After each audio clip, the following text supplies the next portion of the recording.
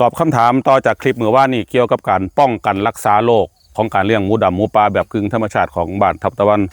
ด้วยหมูของเฮานี่เลี้ยงแบบกึ่งธรรมชาติเฮาบ่ได้มียาปฏิชีวนะในการรักษาโรคเพราะฉะนั้นหัวใจของการดูแลหมูของเฮาคือการป้องกันเพราะฉะนั้นการป้องกันในกระบวนการเลี้ยงหมูแบบอินทรีย์หรือแบบกึ่งธรรมชาติที่เฮากำลังเฮ็ดอยู่บ้านทับตะวันนี่เฮาก็จำเป็นต้องมีมีผลิตภัณฑ์มีสารชีวพันธุ์ที่เฮาสามารถผลิตเองได้ในพื้นที่เพราะอย่างที่พอเขาจำเป็นต้องลดต้นทุนแล้วก็เพิ่มตนเองเรื่องการป้องกันรักษาโรคถ้าเขาต้องซื้อสารเคมีจากตลาดก็เป็นเป็นสิ่งที่ดีแต่ว่ามันก็ต้องเพิ่มต้นทุนในการผลิตที่สำคัญคือเขาสามารถที่จะเฮ็ดสารเชื้อพันธุ์บางตัวน้ำมักเชื้อผ้าบางตัวในพื้นที่เขาได้เพื่อลดต้นทุนของพี่น้องเกษตรกรและก็สำคัญคือ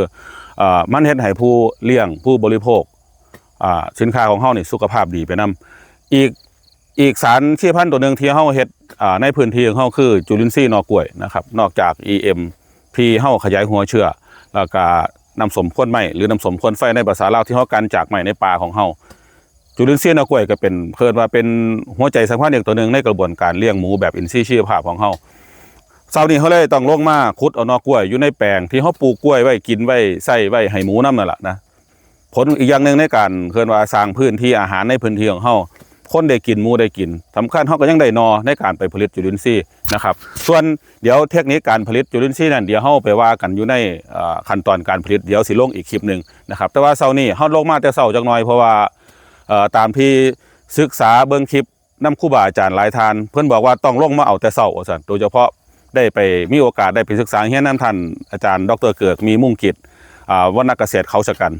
ถึงเป็นปรมาจารย์เรื่องวรรณเกษตรมีโอกาสได้ไปเฮียนหูน้ำเพลินจำเป็นต้องลงมาขุดเอาแต่เช้าเพราะว่าในนอกล้วยมันมีจุลินทรีย์ตัวหนึ่งเพิ่นว่ามันพอเจอแสงแดดมันสิลบลงไปในดินเขาเลยจำเป็นต้องมาขุดแต่เช้าจังหน่อยนะครับเพราะนั้นมื้อนี้เขากำลังให้วิชิตขุดนอกล้วยซึ่งนอกล้วยเขาขุดกับบ่เกิ